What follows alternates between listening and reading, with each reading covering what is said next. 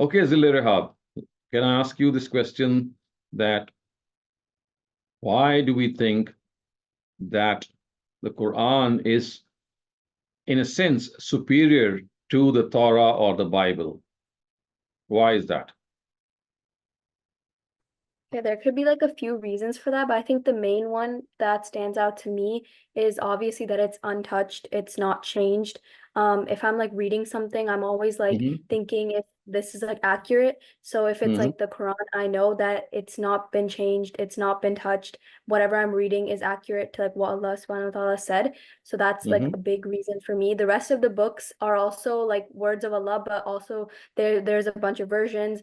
And I honestly wouldn't know which one to like completely trust or which one has been Okay, like changed by people over time. yeah. So Zille Rehab, you're pretty close to the answer, but the more correct answer is that uh, the Quran we have in its original language. I mean, this Arabic that we have is the exact Arabic in which it was revealed. But for the other scriptures, we don't have their languages. I mean, we don't have those scriptures in their original language, in the language or the format in which they were revealed.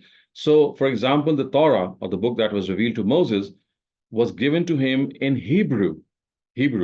But that first revelation, I mean, the first recension, which means the way it was given by God to Moses, we don't have that. All we have is translation of parts of that original version, translation of parts of that original word. So a more accurate answer is that we have the original Quran or the original book of God with us in the form of the Quran. Had we also the Torah in its original format, maybe we would not have even needed the Quran. We would have, I mean, that would have been sufficient for us. But because their original language was lost somehow or the other, or we can say that they did not preserve it. But later on, when the Quran was revealed, it was preserved in its original language. And today I can check every translation in the light of the original. So when originals don't survive, so that is something what has to be, I mean, carefully managed. So I will just share this incident with you that once I was giving a talk to a Christian seminary at one place, and I spoke to them. There were scholars, there were bishops, and others sitting there. And although it was not an occasion to match the Quran with the Gospels, it was not there. But during the course of my talk, this incidentally just came up, and I just gave a brief reference, and I said that, well, it's not that I am claiming something. It is something which is historically true and which no Christian or no Jew has ever challenged. And that is that, for example, in the case of the Gospels, we don't have the original Gospel in the language it was revealed.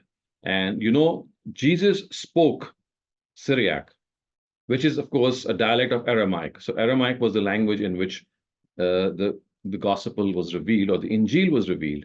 And you know what? Historically, every Christian scholar knows that we don't have the Aramaic Gospel or the Aramaic Injil with us. It was never preserved. The first Injil that we have is in Greek. So the first time the teachings of Jesus were ever written down were in the Greek language, which, of course, Jesus, I mean, we don't know he spoke or not, but we definitely know that he spoke Aramaic. So, I mean, not just trying to prove this point that the Quran is superior, it's just an objective thing. I mean, if I am a neutral observer and someone claims that, well, I have the original message of God, so without being biased towards anything, my first quest would be to prove whether the claim is correct or not. So you see, today, what Muslims have with them, they have it with this claim that they have the word of God. So every non-Muslim now should at least give this claim a serious notice.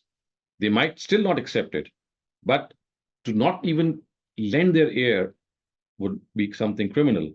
For example, if I know that there's something that could take me to God and I have not even listened to it and rejected it without even listening to it or evaluating it, then I might be called to account.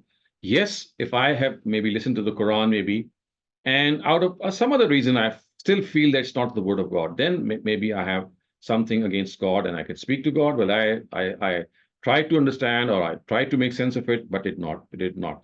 But if I am a person who have not even lent an ear, not even considered a, a small given small time of my time that to evaluate whether this claim is true or not, and that is something which, of course, will not sit well with God. But having said that, do remember that reading previous scriptures, and we talked about this in our last session also, is something that is highly recommended, because, as I said, it's still they still have a lot of pearls of wisdom in them. So I do teach the Bible and the Torah regularly to some other students, and I have also written a small book which is basically called Selections from the Bible. So many biblical verses and many verses from the Torah which are exactly like the Quran. I mean, you don't feel a difference from them. So they have been compiled in a sort of a book so that Muslim young minds like you, they are able to make sense of these previous scriptures. And because you're living in a multicultural society, in a multi-religious society, you are able to appreciate your Christian friends and your Jewish friends and others, that, well, we are basically part of the same Abrahamic lineage.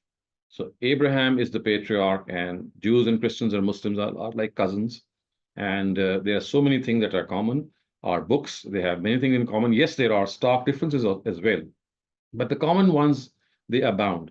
So young minds like you who'd like to know more about Quran, for them it is essential that you also have this understanding as much as you can. You don't have to go very deep, but initially you can maybe read the book or read that book. I mean, I think it would be available at our Canadian office, or you can just read any Bible from the internet. BibleGateway.com is a good resource. And as you go along, you yourself will know that how close the Bible is at many instances to the Quran.